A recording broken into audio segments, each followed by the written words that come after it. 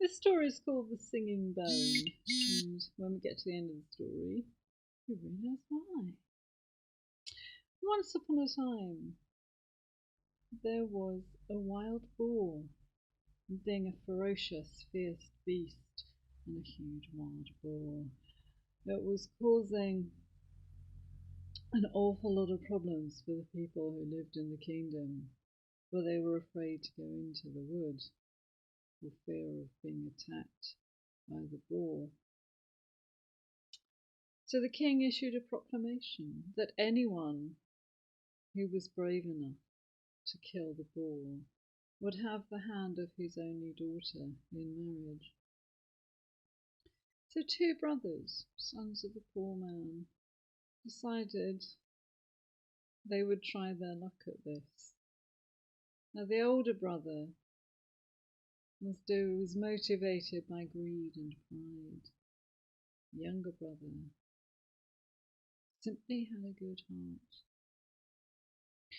So the younger brother walked through the forest from the east, and as he walked along, a dwarf, a strange little man, came out from behind a tree and said, "Because you have a good heart, I will give you this spear."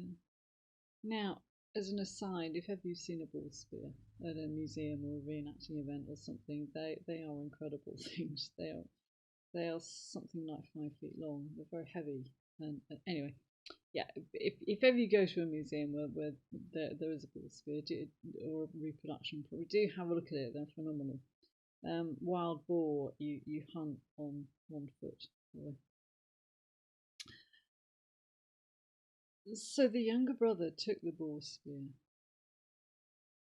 He carried on walking through the forest until the boar caught his scent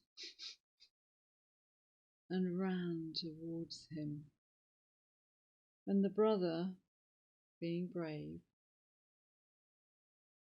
stood sure and steadfast until the wild boar impaled itself on the spear. So the younger brother managed to kill the boar. And he managed probably to drag it through the forest until he came to the west side. And there was a house, probably a tavern, where people were singing and dancing and telling stories and drinking ale. And there, in the tavern, was his older brother, for he had got no further than that in his quest to kill the boar. But the older brother was overjoyed when he saw his young brother, when he learned that he had killed the boar. And so the two of them carried the boar towards the king's castle. Presently they came to a bridge over a river, and it was then that the older brother pushed the younger one off the bridge so that he fell to his death. And he dug a shallow grave and buried his brother beneath the bridge.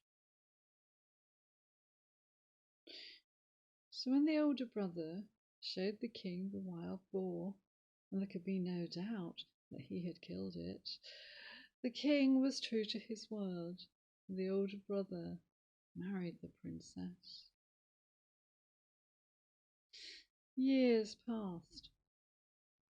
A shepherd was walking over the bridge, driving his flock, and he saw, poking up out of the ground, a piece of white bone. He thought, that's the very thing for a mouthpiece for my horn. So the shepherd climbed down, dug up the bone, and as he held it in his hand, he was amazed that the bone began to sing, and it sang the story of how the older brother had killed the younger and buried his body beneath the bridge. So the shepherd took the bone to the king, and the bone sang the story about the wild boar and about one brother killing another. And the king listened, and the older brother had no choice then but to confess what he had done.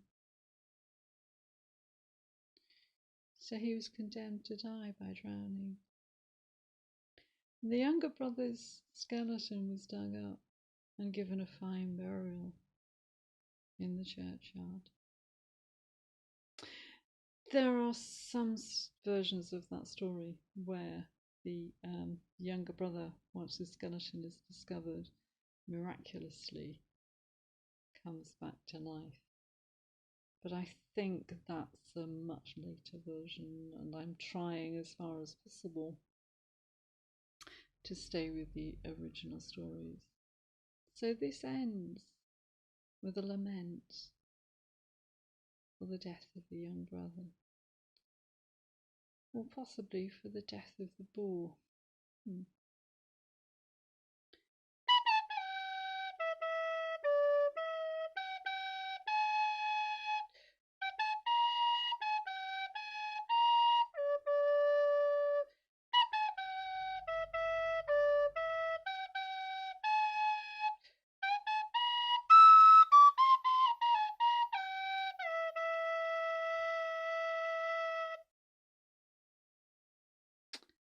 Lots of stories about the magic of music and pipes and what have you. So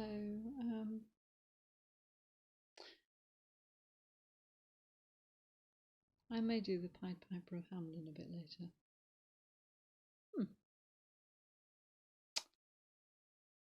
Hope to see you soon.